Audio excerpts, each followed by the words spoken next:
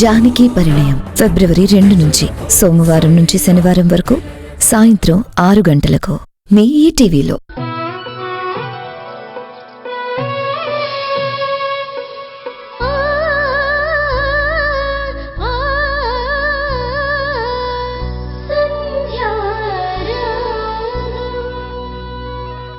వింధ్య ఇక్కడే ఉండాలి, ఈ ఇంట్లోనే ఉండాలి, ఎక్కడికి పంపించకూడదు. అదేంటత్తయ్య ఇలా యూటర్న్ తీసుకున్నావు? ఓడిపోను అంటావు, వింధ్య ఇక్కడే ఉండాలి అంటావు. అసలు అదెక్కడ లాజిక్? పిచ్చి మౌనిక, ఇప్పుడు తన లగేజీతో సహా తీసుకెళ్లి బయట పడేయడం ఒక్క నిమిషం పని. దానివల్ల మనం ఏం సాధించినట్టు? మనకు కావలసింది ఇక్కడి నుంచి వింధ్యను బయటకు పంపించడం కాదు.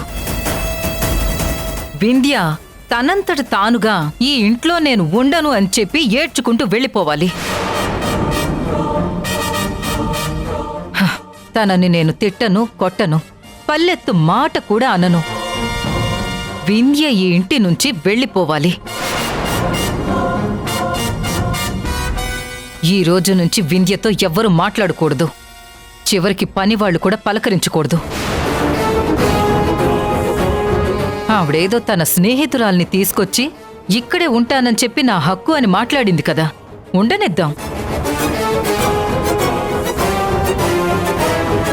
ఈ ఇంట్లో ఎవ్వరూ తనతో మాట్లాడకుండా, తనని పట్టించుకోకుండా ఉంటే అందరూ ఉండి కూడా ఒంటరిదాన్లాగా మిగిలిపోతుంది.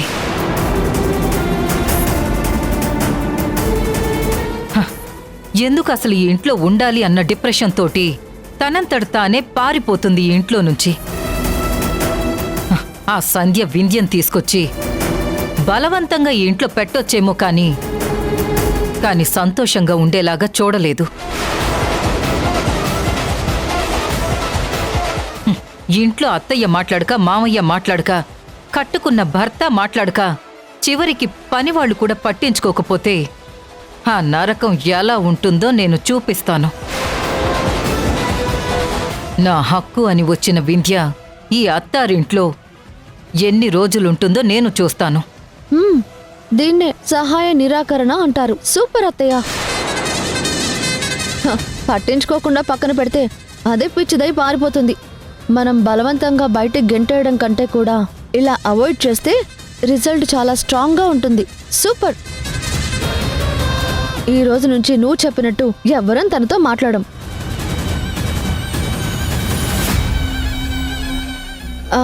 కాకపోతే రాజేష్ బావకి వింధ్య అంటే ప్రాణం. మరి బావ వింధ్యతో మాట్లాడకుండా, వింధ్యని పలకరించకుండా ఉంటాడంటావా?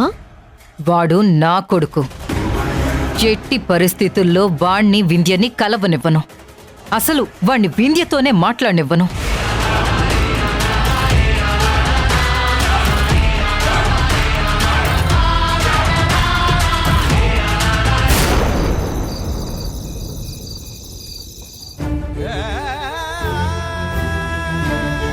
వింధ్య జోలికొస్తే మాత్రం ఎట్టి పరిస్థితుల్లోనూ సహించను.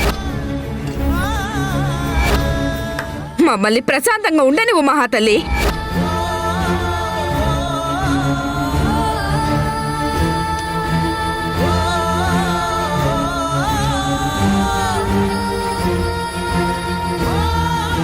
సంధ్య, ఇంకా నువ్వు ఇలాగే ఆలోచిస్తూ కూర్చుంటే ఎలా?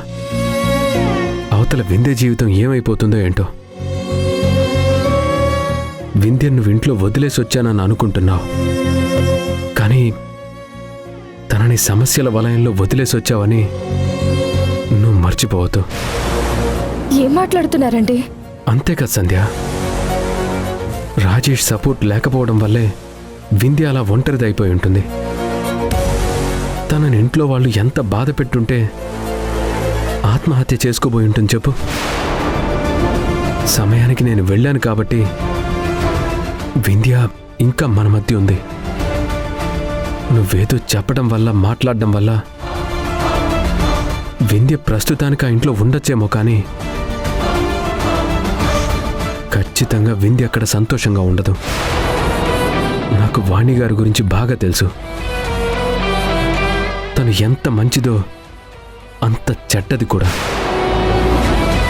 పంతానికి వెళ్తే ఎంత దూరమైనా వెళ్తుంది. నువ్వు తనకిష్టం లేని వింధ్యని ఇంటికి తీసుకురావడం ఎట్టి పరిస్థితుల్లోనూ ఆవిడ సహించలేదు. ఇంత జరిగిన తర్వాత కూడా వింధ్య నువ్వు ఇంట్లో పెట్టినా వాణి గారు మౌనంగా ఉందంటే ఆ మౌనం వెనక ఏదో తెలియని కుట్ర ఉండే ఉంటుంది.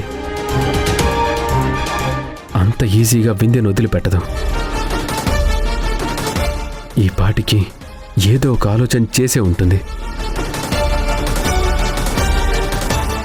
ఏమండి, మీరు ఇలా చెప్తుంటే నాకు భయం వేస్తుంది.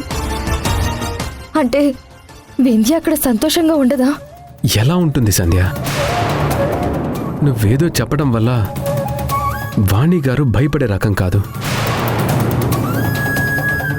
నీకంటే ముందు నుంచి ఈ ఊర్లో ఉంటున్నాను కాబట్టి వాణి గారి గురించి చెప్పగలుగుతున్నాను. ఇంట్లో ఉన్న తన భర్తే కాదు, ఈ ఊర్లో వాళ్ళు కూడా వాణి గారి మాట వింటారు. అలాంటిది తను ఇంకొకరి మాట వినడం అనేది అసంభవం. తనకి ఇష్టం ఉంటే నెత్తిన పెట్టుకుంటుంది, ఇష్టం లేకపోతే నేలకేసి కొడుతుంది. నువ్వు ఇష్టం లేని నీ స్నేహితురాల్ని వాళ్ళ ఇంటికి పంపించొచ్చు.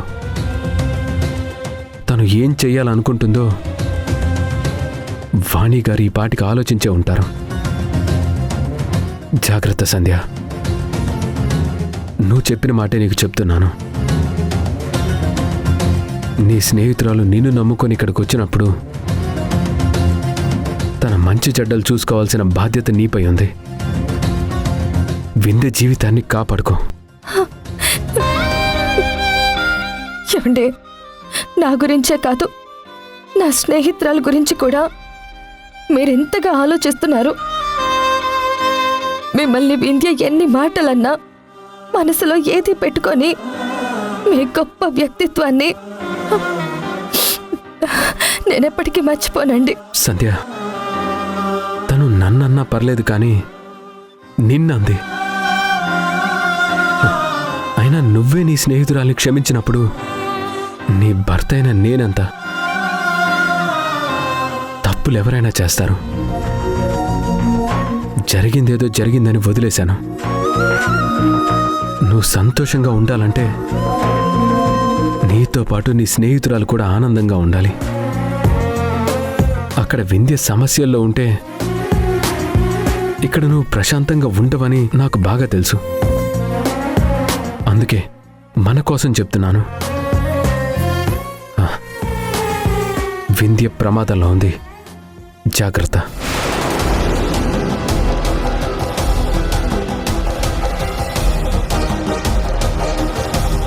ఆయన చెప్పింది కూడా నిజమే. నేను చెప్పినంత మాత్రాన వింధ్యని ఇంట్లో నుంచి బయటికి పంపించకుండా వాణి అత్తయ్య వింధ్యని ఇంట్లోనే ఉంచారంటే ఖచ్చితంగా ఏదో స్కెచ్ వేసే ఉంటుంది. నా స్నేహితురాల్ని ఇంట్లో నుంచి పంపించడం కోసం ఏం చేయబోతుంది? ఎవరిని రంగంలోకి దించబోతుంది?